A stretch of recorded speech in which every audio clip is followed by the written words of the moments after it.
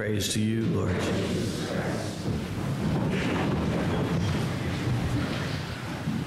Good morning, everyone. Yes, I think that there's been one or two people who forgot to change their clocks. Hopefully that will mean that I'll have a large crowd at 5 o'clock later this afternoon. We'll see. How much do you want to bet? That's not going to happen. Now, welcome to the second part of our Lenten series. It's all about willpower, you know, and I would like to ask this question and see how you all made out with your license to sin this week. Did you keep it in your wallet and put it aside, or maybe like me, you probably failed in the face of temptation and maybe did something that you would rather have resisted, right? I did. It happens, right? It happens. How did you do with your Lenten prayer challenge? Did anybody do that?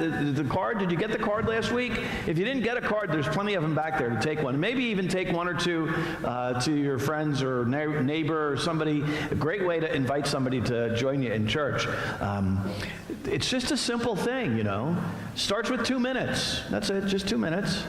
And 30 seconds, and another 30 seconds, and another 30 seconds. So by now you should be up to about 5 minutes, right? I think at the end of this week you should be up to about 8 minutes. A whole 8 minutes of prayer. Ooh, can you do that? Yes, you can. And remember, it's simple. It's not anything that's spectacular. It's really about focusing on your breathing. That's how you start. Focus on breathing. Breathe in, Jesus. Breathe out, Satan. Get rid of Satan. And you will get distracted. You will get frustrated. You will get tempted to not do this. Focus back to breathing. That's the key point. You see, this prayer challenge is really a willpower challenge. It's all about willpower. And that willpower comes from self-control. It comes from self-awareness. In fact, this prayer challenge is really a kind of two-edged sword, because by doing this challenge, you're increasing your willpower, and at the same time, you're strengthening self-control and strengthening self-awareness. And you know that you've met a real willpower challenge because you can feel it in your body. It's not some abstract kind of argument, you know, between your mind and your soul about what's right and what's wrong. It's a real battle that's happening within inside of you. You can even feel it. It's like two part of yourselves battling it out.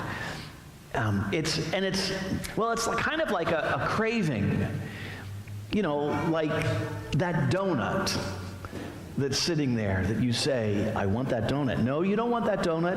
No, I want that donut. It just looks so good. I want the donut. No, you don't. I want it. No, I don't. You can feel it, right? You can feel that craving. You want that donut. And I have to say that when I'm I use the image of the donut, of course, but it's just an image because it really has to do with anything that is, well, it's a symbol of habitual sin.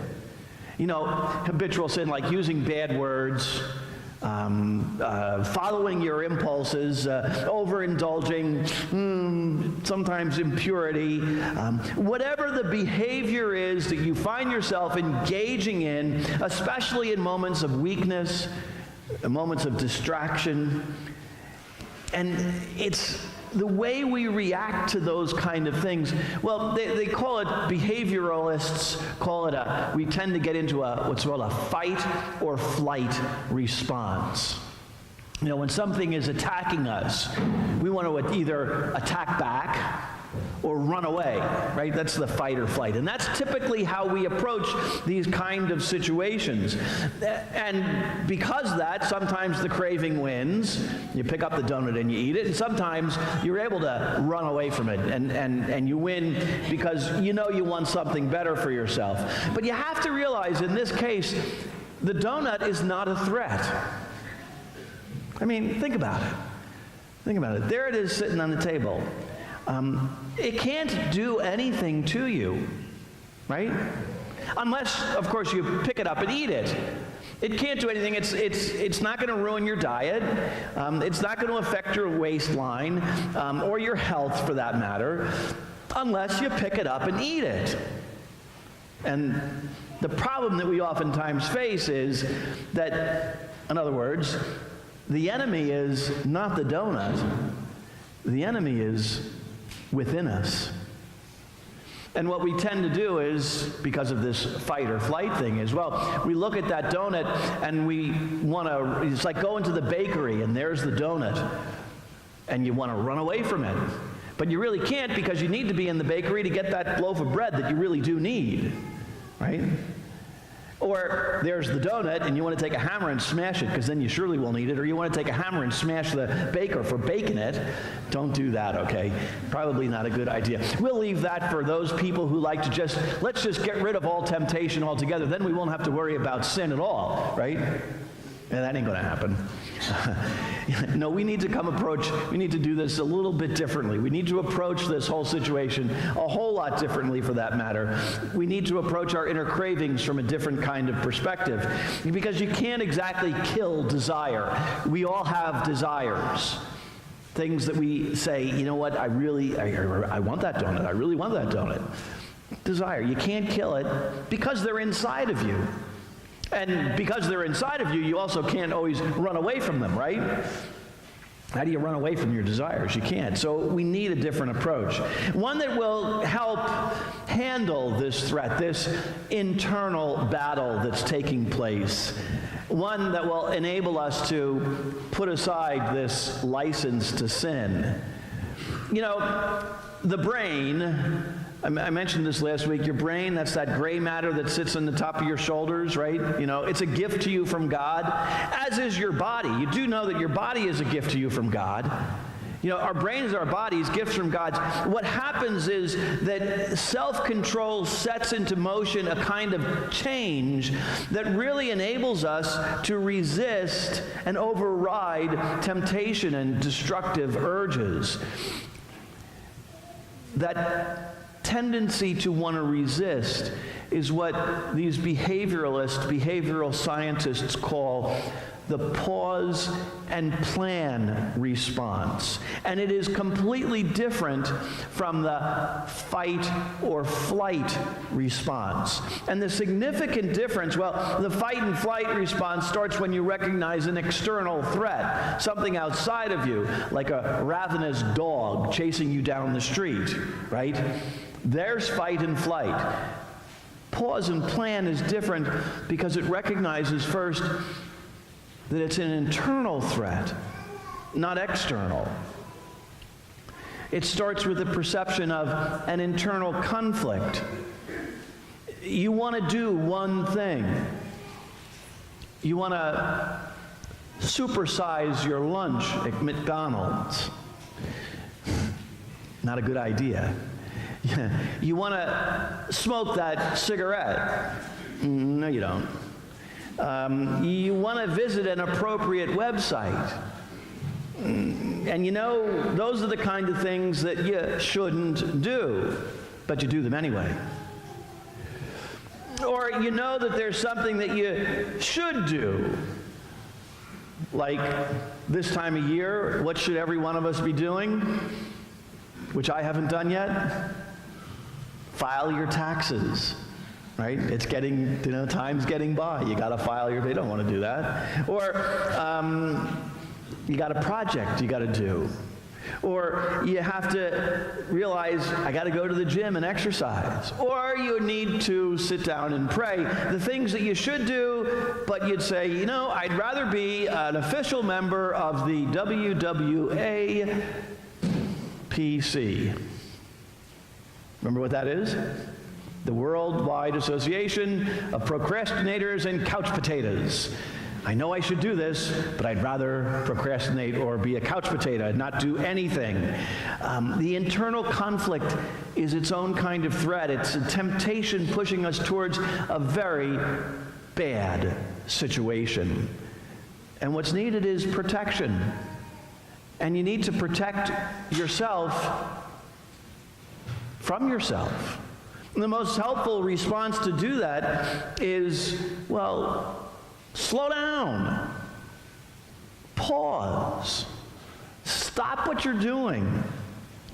And typically what we do is we speed up and we just keep moving as fast as we can, and that just makes that eternal conflict overwhelm us.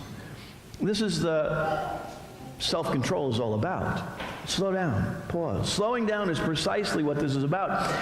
It's recognizing this internal conflict that triggers a change in the way we think and how we act.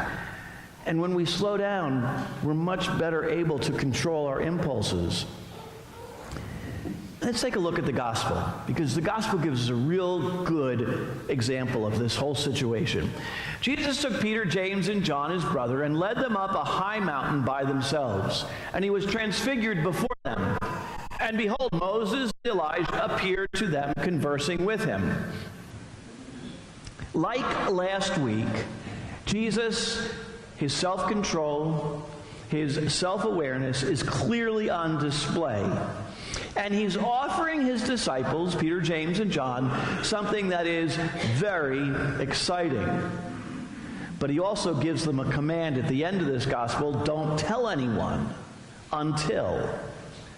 And Peter, James, and John, they're experiencing this amazing phenomenon. Jesus has changed. He becomes, the gospel tells us, dazzling white.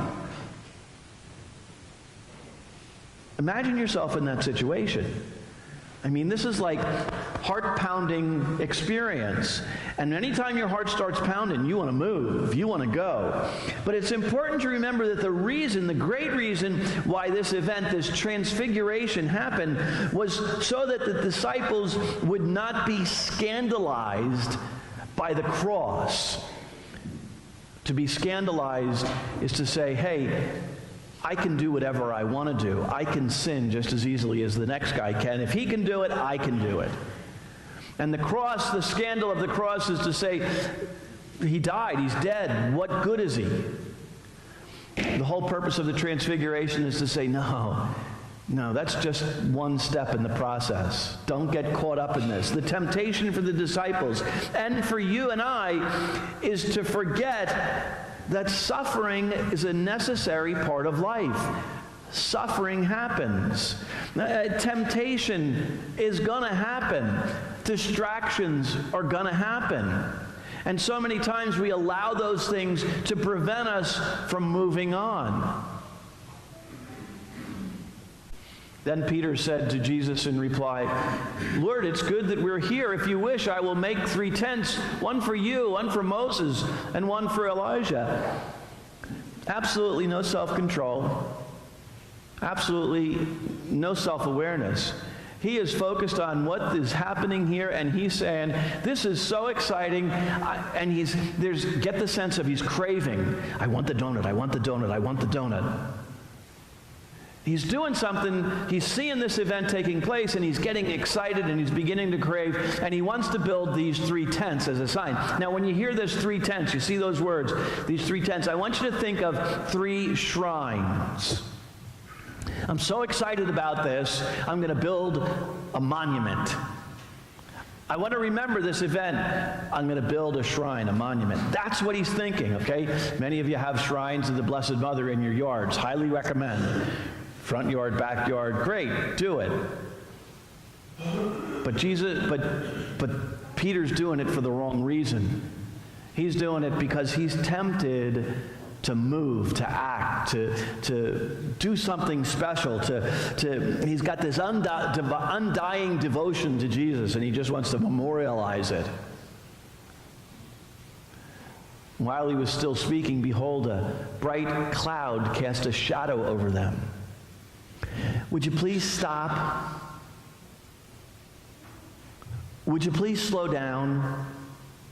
And that's the sense of this cloud coming down. It's not a cloud of when we live in a cloud where it's like, what's going on here? I can't see where I'm going. No, it's a stop, a slow down. Pause for a moment. Because you need to pause and recognize that there's something so much more important going on here. There's something so much bigger going on here. Something that's going to lead to a plan. And then from the cloud came a voice that said, "This is my beloved Son with whom I'm well pleased. Listen to him." And that's the plan. Listen to him. Listen to Jesus. And this is why this prayer challenge that I've offered you during this Lenten season is so vitally important, especially if you spend little or no time each day praying. Now, I know many of you do pray, but it's not about the prayers that we say. It's about being in Jesus' presence, about acknowledging him, about focusing your attention on him. That's what this prayer challenge is really all about. And that's why it's so vitally important to engage in this as a way to say, I'm going to do something different. You know, it's easy to give up chocolate during Lent. It really is. It's easy to say a prayer. It really is. But this is a prayer challenge. This is so much more difficult to do. It's not like giving up chocolate, because this requires a greater kind of discipline. And when we fulfill this challenge, here's what's happened. When the disciples heard this, they fell prostrate and were very much afraid. But Jesus came and touched them, saying, "Rise and do not be afraid." This pause and plan response puts us, our bodies, our minds, our brains, our hearts, our souls, our whole being in a much calmer state. It doesn't sedate us, it just calms us. Because the goal is not to paralyze. And isn't that what happens when we have these internal conflicts? I don't know which way to go. I don't know which way to turn. And so we don't do anything. And we just stand still. Now, this pause and plan response is not about being paralyzed. It's about being given freedom. Jesus tells his friends, "Rise. Don't be afraid." Fear enslaves us to our impulses and our cravings. The freedom that Jesus offers releases us and enables us to live his plan. His plan. Not my plan, not your plan, his plan. And that's why this prayer is so vitally important, because it enables us to recognize the plan that God has for us in our lives. Our tendency otherwise is to act with whatever is fast, whatever is easy, whatever is expedient, because we want to go, go, go, go. We don't want to stop and think about it for a moment. By preventing those immediate impulses, this pause and plan response gives the time for flexibility. It allows us to be so much more thoughtful, because it's from this state of mind that we can choose to walk away from the donut with our pride and our waistline intact, right? Because, you know, you can follow God's plan in your life. You really can. You might be thinking, are you kidding me? I can't do all that. Yes, you can. You really can. And it's really not difficult to recharge yourself so that you can do that. Then here's a simple thing to do. Go out and get a breath of fresh air. Literally. When you're finding yourself in those situations where the challenge is just so overwhelming, stand up, go outside, and get a breath of fresh air. Walk around the block if you have a few extra minutes. But at least get that breath of fresh air. If you tell yourself that you're too tired or you don't have the time to exercise or do anything like that, don't think of it as, oh, I got to go exercise. Oh, please. Think of it as an opportunity to restore, not drain your energy, because it will. And of course, there's all kinds of other ways to restore and to energize yourself, and that energize that self-control. There's all kinds of ways to do that. The prayer challenge, of course, is one of them. Taking that time to just stop, relax, breathe. Jesus. Get away, Satan. There's going to be temptations. There's going to be distractions. It's okay. Not to worry. How about daily Mass? Usually during Lent time, I notice an uptick in people attending daily Mass. I have to say, I'm kind of disappointed this last week. Just the regulars that are coming, not anybody else. It's kind of disappointing. And I try to have Mass during the week at different times so that people who are working, like on Mondays and Fridays, can come to Mass daily. And of course, we have 8 o'clock Tuesday, Wednesday, and Thursday. So I have different times to meet the needs of different people and schedules and that sort of thing. I just really encourage you. And then, of course, if you come, you can always come a few minutes early and fulfill that prayer challenge right then and there. Oftentimes those willpower challenges overwhelm us. Prayer can be an overwhelming kind of thing. Because it's a challenge, and it's tempting in those situations to assign blame to being weak or lazy or having no willpower, being a willpowerless wimp. But more often than not, our minds, our hearts, our bodies, we just need to put ourselves in the right state of mind, because so often we're in the wrong state of mind. And to get in the right state of mind, to succeed in this challenge, really will give us the energy that we need for the self-control that will help to increase our willpower. And that means starting by giving yourself time. Relax. Stop. Pause. And in that prayer, you will come to know the plan that God has for you in your life. And that plan, of course, is to be the best that you can be, to be the best version of yourselves, to be who God has made you to be. And that will also enable you to get rid of that license to sin.